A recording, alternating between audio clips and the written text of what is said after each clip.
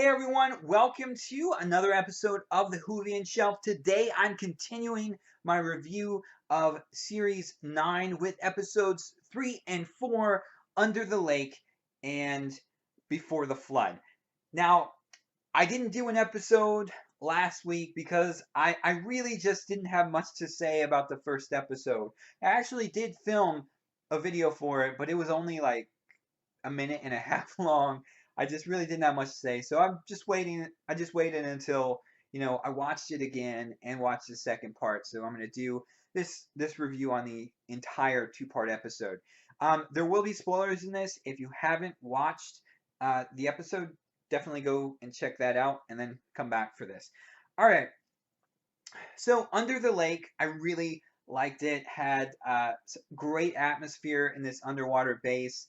Um, the ghosts were really creepy. I love what they did with the kind of darkened, hollowed out eyes. That was really creepy. Um, I really enjoyed the guest cast.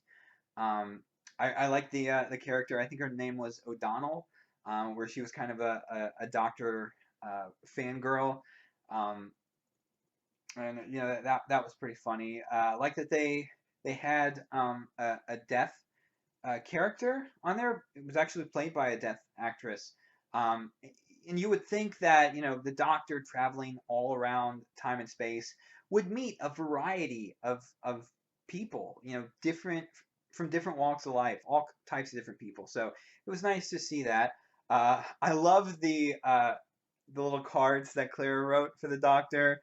I think one of them was sorry, it was my fault. I didn't know, I didn't realize that you didn't live in Aberdeen, which was a nice callback to Sarah Jane in the at the end of was Hand of Fear.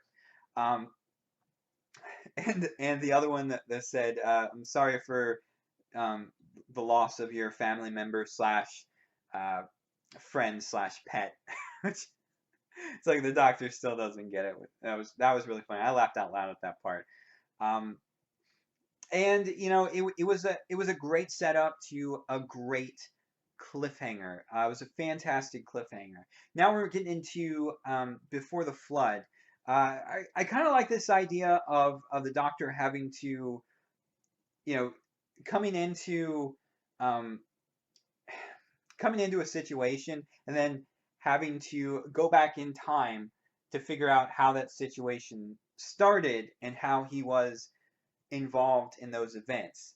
Because if he hadn't come to the point in the future where these events had happened already, then he wouldn't have gone back in time to actually have caused some of those events to happen. So it's kind of a nice timey-wimey thing. Uh, the Fisher King, wow, that was a great monster design. Really love the Fisher King. Looked really, really cool. Um, but yeah, I kind of felt like that not much happened in the second part because I mean they go back in time and then they walk around a little bit, meet the first ghost, and then like, oh, we need to go back to the TARDIS, and then they can't,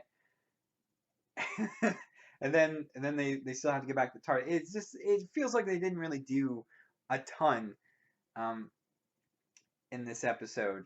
Uh, But I did like the idea of the bootstrap paradox, and I liked where the episode started with the Doctor actually talking to the audience. It's kind of like he's talking to a companion. We're the companions, because honestly, I mean, if you think about it, we're the viewers are kind of like a third, well, a second companion. Um, I guess second, third, fourth companion, whatever. But we kind of are like a companion, wondering about these things, and it was kind of neat to see the Doctor explaining it to us, like you know, with Beethoven. If you're a fan of Beethoven's work, you have all the sheet music, and you just happen to be a time traveler, so you decide to go back in time to meet Beethoven, but no one's ever heard of him. His family has never heard of him. Beethoven doesn't exist, but you happen to have all of his sheet music, so you write it all down, you copy it in your handwriting, and then have it published, and in a sense, you become Beethoven. But who actually composed the music? It's just really, really kind of interesting, and that kind of went into how the Doctor actually, knew what to do with creating the holographic ghost version of him. I wasn't expecting that. Um, I really wasn't. I really thought, because when the Doctor was confronting the Fisher King, I really thought the Doctor was gonna go back in time and change the past and kind of mess up time or something like that. I really honestly thought he was gonna do that, but it all worked out, and I think kind of we all knew at the end of the first episode that the Doctor was going to be in the suspended animation, casket. I think there's just like it was just kind of a given, but it was still a good episode. I would say I like the first episode better. It definitely had Under the Lake had some great build up, so I'm giving Under the Lake an 8 out of 10. Um, Before the Flood had some interesting concepts, and it resolved the story in it fairly well. But I wasn't as engaged as I was in the first episode, but it was still good. So I'm going to give Under the Lake a 7.5 out of 10. Overall, though, the story was definitely an 8 out of 10. Really enjoyed this episode, and looking forward to next week.